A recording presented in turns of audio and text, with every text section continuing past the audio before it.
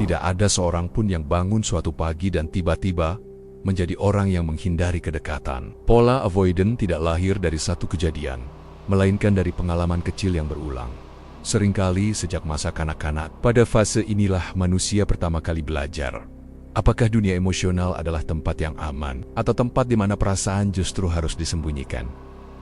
Bagi banyak individu avoidant, masa kecil dipenuhi dengan pesan-pesan diam. Tangisan tidak direspons, kebutuhan emosional dianggap berlebihan, atau kasih sayang hanya diberikan saat anak bersikap baik. Tanpa disadari, anak belajar bahwa mengekspresikan emosi tidak mendatangkan kehangatan, melainkan jarak. Maka mereka mulai menarik diri. Bukan karena tidak butuh, tetapi karena itu satu-satunya cara untuk bertahan.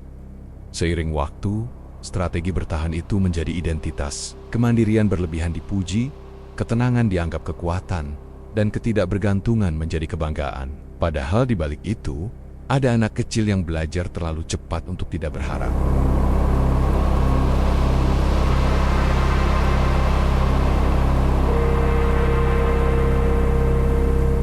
Avoidant attachment kerap disalahpahami sebagai ketidakmampuan mencintai, seolah mereka dingin, tidak peduli, atau tidak memiliki kedalaman emosi. Padahal kenyataannya jauh lebih kompleks. Individu dengan pola avoidant justru seringkali sangat menghargai cinta. Mereka memahami nilainya, merindukannya, bahkan menginginkannya. Namun di dalam benak mereka, cinta hampir selalu datang beriringan dengan satu ketakutan besar, kehilangan diri sendiri.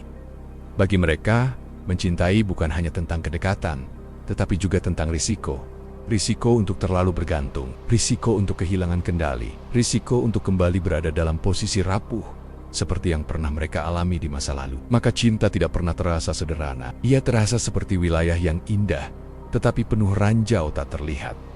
Dalam pola avoidant, kedekatan emosional tidak dipersepsikan sebagai kehangatan semata, melainkan sebagai potensi ancaman. Ancaman ini bukan sesuatu yang bisa dijelaskan secara logis. Tidak ada pikiran sadar yang berkata, orang ini berbahaya. Yang muncul justru sensasi samar, dada yang terasa sesak, dorongan untuk menarik diri, kegelisahan yang tidak memiliki nama, terlalu dikenal terasa tidak aman, terlalu dibutuhkan terasa menekan, terlalu diharapkan terasa membebani. Saat seseorang mulai menembus batas-batas itu, mengenal sisi terdalam mereka, menggantungkan emosi, atau mengharapkan kehadiran yang konsisten, sistem pertahanan pun aktif. Jarak mulai diciptakan, bukan karena benci, bukan karena bosan, melainkan karena kedekatan itu menyentuh luka lama yang belum pernah benar-benar sembuh. Jarak menjadi tembok, bukan untuk menyerang, tetapi untuk berlindung. Avoidant bukan tentang tidak peduli. Di dalam diri mereka tetap ada perhatian, empati, bahkan rasa sayang yang tulus. Namun semua itu dijaga dengan hati-hati. Seolah jika dikeluarkan terlalu banyak, akan ada harga mahal yang harus dibayar. Mereka mencintai dengan rem tangan yang selalu ditarik setengah. Cukup dekat untuk terhubung, tetapi cukup jauh untuk bisa kabur jika keadaan terasa terlalu intens.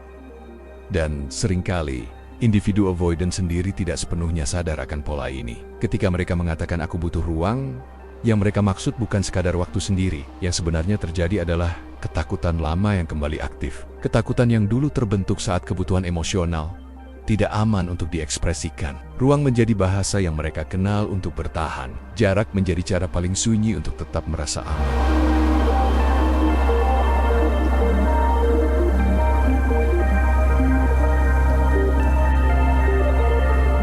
Di dalam diri seorang avoidant, ada pertarungan yang hampir tak pernah disaksikan siapapun. Dari luar, mereka tampak tenang, terkendali, bahkan dewasa secara emosional. Namun di balik ketenangan itu, emosi tetap hadir dengan intensitas yang sama seperti manusia lainnya. Bedanya, sejak dini mereka belajar satu hal penting, emosi bukan sesuatu yang aman untuk ditunjukkan. Maka emosi tidak pernah benar-benar dihilangkan.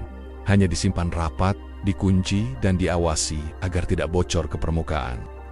Penguncian ini bukan tanpa alasan. Bagi pikiran avoidant, menunjukkan kebutuhan berarti membuka peluang untuk kecewa. Mengungkap perasaan berarti memberi orang lain kuasa untuk melukai. Maka mereka membangun sistem internal yang rapi, merasa secukupnya, berharap seperlunya, dan selalu punya jarak aman jika keadaan mulai terasa terlalu dekat. Ini bukan ketidakmampuan mencintai, melainkan cara bertahan hidup yang dulu terasa perlu.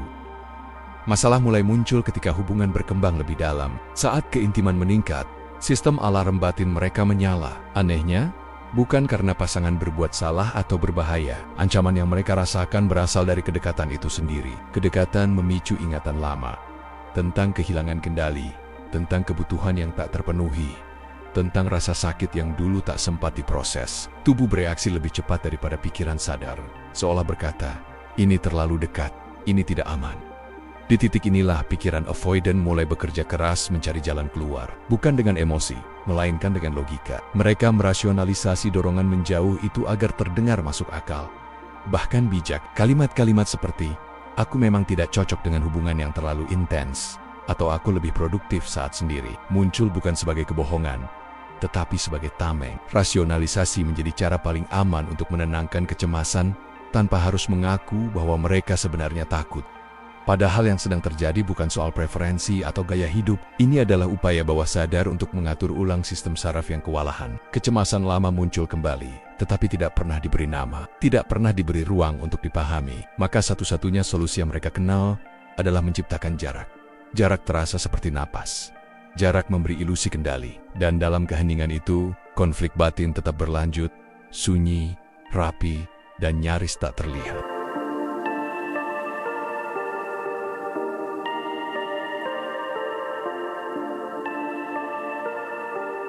Pada awal hubungan, avoidant bisa terlihat sangat menarik. Mereka mandiri, tidak posesif, dan tampak tenang. Hubungan terasa ringan karena tidak ada tuntutan berlebihan. Namun ketika kedekatan meningkat, perlahan terjadi perubahan yang sulit dijelaskan. Mereka mulai menghindari percakapan emosional, menunda komitmen, atau tiba-tiba fokus pada hal lain di luar hubungan. Bukan karena cinta menghilang, melainkan karena kedekatan sudah melewati batas aman mereka. Seringkali pasangan merasa bingung. Apa yang berubah? Yang berubah bukan perasaan, melainkan jarak emosional yang kembali dipasang demi merasa aman.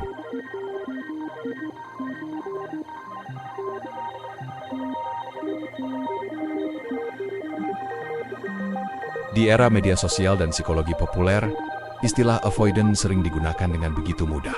Sedikit jarak, sedikit perubahan sikap, atau jeda dalam komunikasi langsung diberi label. Seolah setiap orang yang menarik diri pasti sedang menghindari keintiman. Padahal dalam kehidupan nyata, menjauh adalah respons yang sangat manusiawi. Ia bisa muncul bukan dari trauma kelekatan, tetapi dari tekanan, kelelahan, dan kebutuhan sederhana untuk bernapas. Tidak semua jarak lahir dari luka masa kecil. Ada kalanya seseorang menarik diri karena sedang kewalahan oleh hidup itu sendiri. Pekerjaan yang menumpuk, masalah keluarga, konflik batin, atau kelelahan emosional yang tak sempat diungkapkan. Dalam kondisi seperti ini, menjauh bukanlah bentuk penolakan terhadap hubungan, melainkan usaha untuk menata ulang diri agar tidak runtuh sepenuhnya. Seringkali pula, jarak muncul karena seseorang merasa tidak didengar atau tidak dipahami. Ketika kebutuhan emosional diabaikan atau percakapan terasa buntu, tubuh secara alami mencari perlindungan. Menjauh menjadi cara diam-diam untuk mengatakan, aku butuh ruang agar bisa tetap waras. Ini bukan manipulasi, ini adalah mekanisme bertahan yang wajar. Bahkan individu dengan secure attachment, yang umumnya nyaman dengan kedekatan, tetap bisa menjauh. Ketika hubungan terasa terlalu menguras, penuh tuntutan, atau tidak seimbang, mereka pun akan mengambil jarak. Bukan karena takut intim, tetapi karena menghargai batas diri. Kesehatan emosional juga butuh ruang, bukan hanya koneksi. Avoidant tidak ditentukan oleh satu tindakan, satu fase, atau satu konflik. Ia dikenali dari pola yang konsisten dan berulang.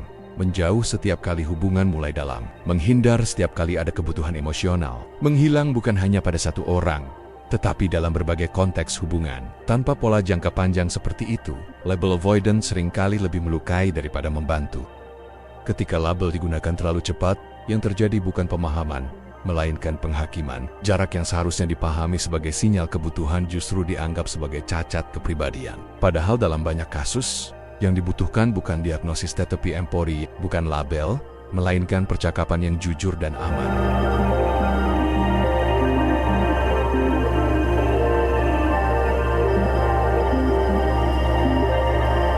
Salah satu dinamika paling menyakitkan adalah pertemuan antara avoidant dan anxious. Yang satu takut ditinggalkan, yang lain takut terjebak. Keduanya sama-sama terluka, namun dengan cara yang saling bertabrakan. Anxious mencari kedekatan untuk menenangkan diri. Avoidant menjauh untuk menenangkan diri. Semakin yang satu mendekat, semakin yang lain menjauh. Hubungan berubah menjadi siklus kejar dan lari yang melelahkan. Dalam dinamika ini, cinta sering disalahartikan sebagai rasa sakit yang terus diulang. Padahal yang terjadi adalah dua sistem pertahanan yang saling memicu, bukan dua hati yang tidak saling peduli.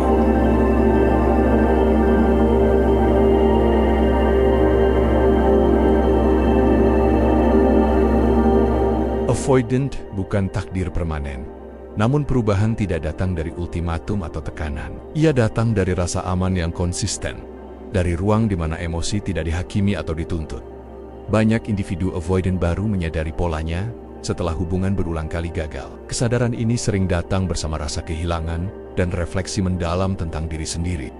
Dengan kesadaran, dukungan, dan seringkali bantuan profesional, avoidant bisa belajar bahwa kedekatan tidak selalu berbahaya, bahwa bergantung bukan berarti lemah.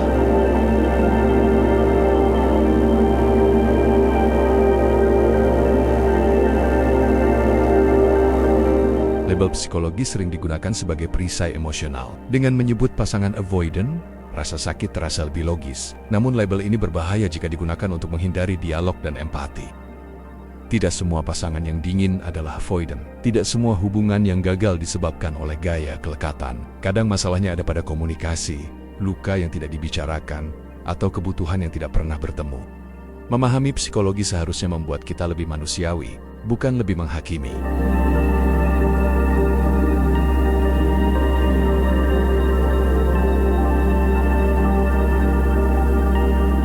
Berempati pada avoidant bukan berarti mengorbankan diri. Kamu boleh memahami latar belakangnya, tetapi tetap bertanggung jawab atas kesejahteraan emosimu sendiri. Memberi ruang harus diimbangi dengan kejelasan. Menunggu harus dibatasi dengan batas waktu dan batas harga diri. Hubungan yang sehat tidak membuatmu terus mempertanyakan nilai dirimu. Cinta yang dewasa adalah cinta yang tetap menghargai diri sendiri, bahkan saat memahami luka orang lain.